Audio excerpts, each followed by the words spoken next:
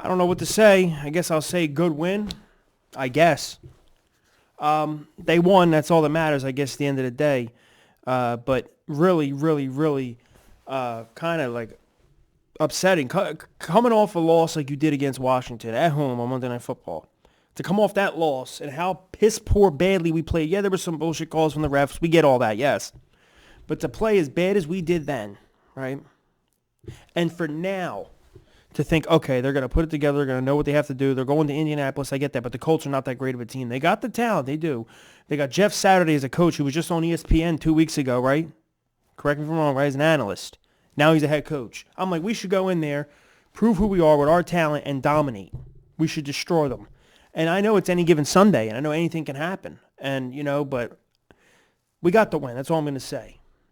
But it almost felt like we weren't going to win. Or we didn't even deserve to win. The only person, in my personal opinion, that it's looked like really wanted to win the game was Jalen Hurts and maybe that defense. Our defense. That's it, really. Because, okay, look, I'll put it this way. At first, our defense, on the first drive, whatever the game, was just giving up so much to the run. Jonathan Taylor had big holes and rushing. They just ran it damn near almost every play, it seemed like. And I said, oh, this is great. I said it took teams this long to figure out our weakness, and that's defending the run, which, hell, I could have told you that going back to I could have told you that going back to week 1 when Swift, Devontae, had his best game, I think, of his career against us on the ground and catching screens and stuff. But people didn't catch up on it, I guess, because, honestly, they looked at it, and Jordan Davis, games where he was in, we were good against the run. When he was out, they were running on us. And I guess other teams didn't catch on because we were getting out to such big leads that teams had no choice but to throw the freaking ball. So the Texans kind of executed on it. Then the Washington put it all together. And then today the Colts tried to do the same thing. Jonathan Taylor was running all over us. I said, oh, this is great. This is great. I said, you know what? Our offense got us. Yeah, they got us. Yeah, right. I don't know. And, oh, my God. Then you had the issue where it was like, okay, we're moving down the field a little bit. The next thing you know, penalty. All right, we pick up close to first. Okay, no, penalty now again. Penalty now again. Next thing you know, now it's like 2nd and 35. And then we get close. It's a bunch of, And then Kelsey, can't really trash him. You know what I mean? The guy's a freaking legend. But, oversnaps the ball over Hurts' head. Hurts gets it.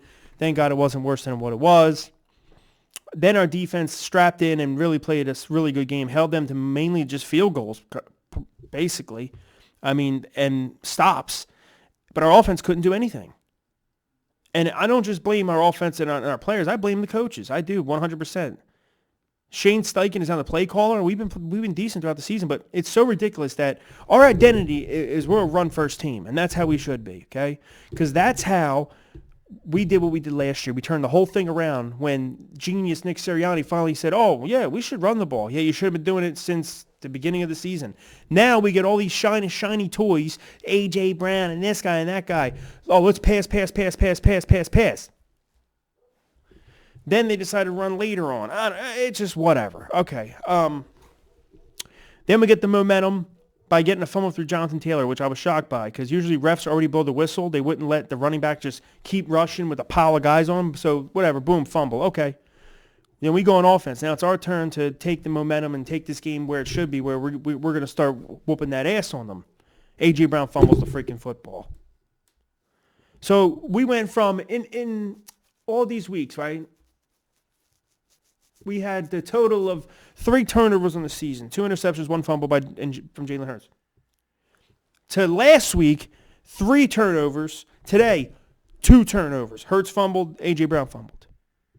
What? And all these penalties. Listen, I know it's any given Sunday, any given week, and I know that, teams are going to have hiccups and this and that. I get it. I totally get it. It's professional sports. These are pros getting paid millions of dollars. I get that. But I just don't understand what happened in weeks prior where it was like, wow, we damn near could do everything perfectly. There wasn't one thing that we did wrong. We barely were penalized, barely turned the ball over. Then today, and the Washington game, and somewhat of the Texans game until we got out here and we kind of blew the doors off them. Now the penalties come. Now the fumbles come.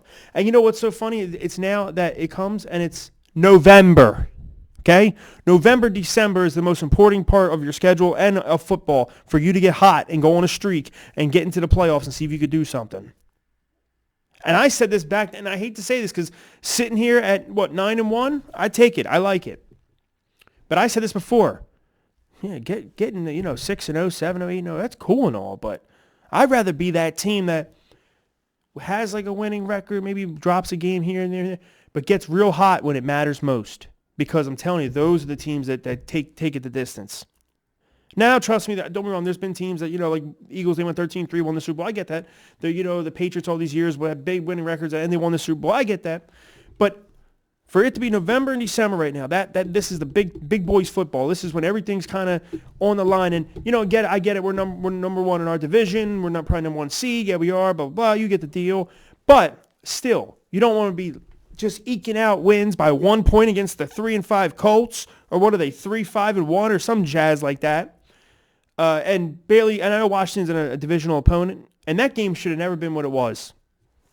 We blew it. We blew it with the turnovers. The refs blew it too, but whatever. You get the point. We should be blowing the doors off these guys. We'll see what happens. I'll take the win, so I'm not complaining. But that's what concerns me. All these weeks you had no issues, and now the issues occur, and it's when it's the most important time of the season.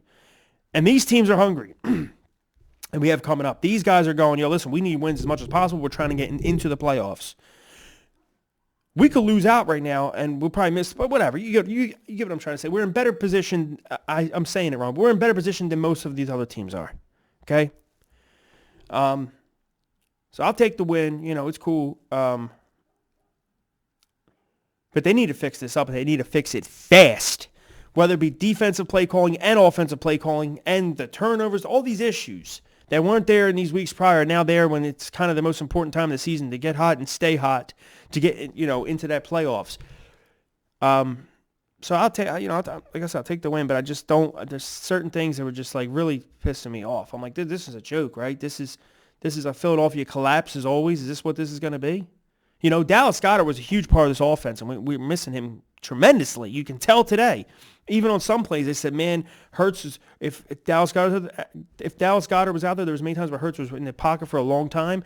That's who he would have been looking for, coming across the field or running a little thing. We had him doing tight end screens and all that. I get it. He's hurt. He's out, and you got a rookie, and then you got Stoles. But we could still do stuff. We honestly can. But we'll see. Jordan Davis is missing too, and he's a big miss. I will say what? You know what? Credit to Ndamukong Suh and Viniel Joseph or whatever for coming in. Literally just got signed on Thursday or Friday, and they had a pretty solid game today. They both were out there basically starting. They were coming in and out, but they both together had a sack, so it's like a half a sack for both of them. They were stopping the run when needed. Credit to both of them, big-ass boys, man, and they were doing what they had to do. But now we're on to the Green Bay Packers. Yeah, on Sunday Night Football once again. Prime time. Whole world has to watch us. I'm a little worried about the game. I ain't going to lie. I'm not saying they have the most weapons, this and that, but they got Aaron Rodgers. And correct me if I'm wrong, we only beat Aaron Rodgers one time, right? And that was in 2019. He has beat us almost every time we faced him. Correct me if I'm wrong. And we have to face him, and they're trying to win as much as possible. They're trying to get into the playoffs. They're trying to get something going.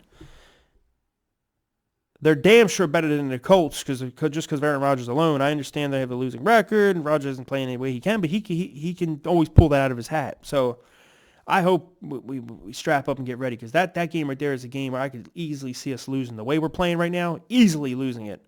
But hopefully not. Let's go, Burrows. Fly them out. You guys comment below on your thoughts.